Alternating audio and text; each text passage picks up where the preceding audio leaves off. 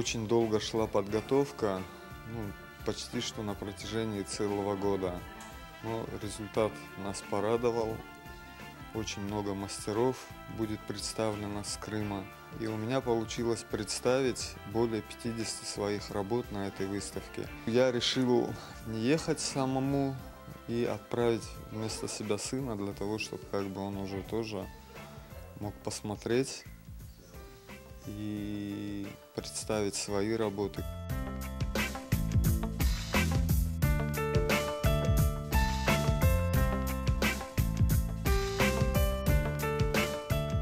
С утра мы с первой группы делали уже экспозицию выставки, которую, работы крымских мастеров привезли.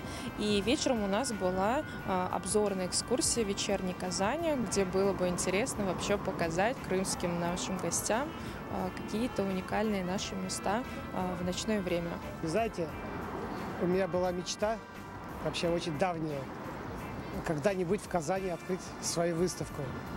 И когда мне предложили сделать ее буквально недавно, это все, проект начался недавно совершенно. Я то очень сильно обрадовался и дал согласие участвовать в этой выставке.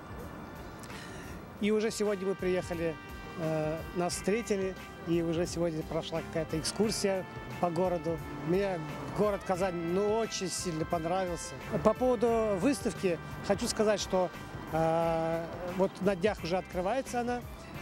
Я участвую 15 картинами. Это все старый древний Крым. Это не только старокрымские пейзажи, это пейзажи всего Крыма. Здесь и Ялта будет представлена, и Бахчисарай, и Старый Крым, и другие города. Мы прекрасно знаем нашего мастера по керамике Эдема Ганиева. Его керамика известна не только в Крыму, а далеко за его пределами.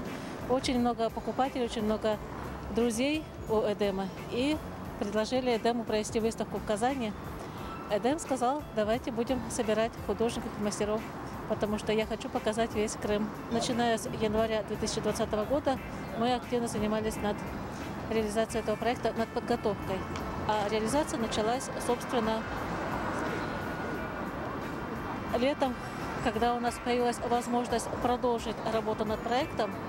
Мы сначала отправили работу в Елабугу, здесь проходила выставка, а мы начали подготовку к августовским событиям.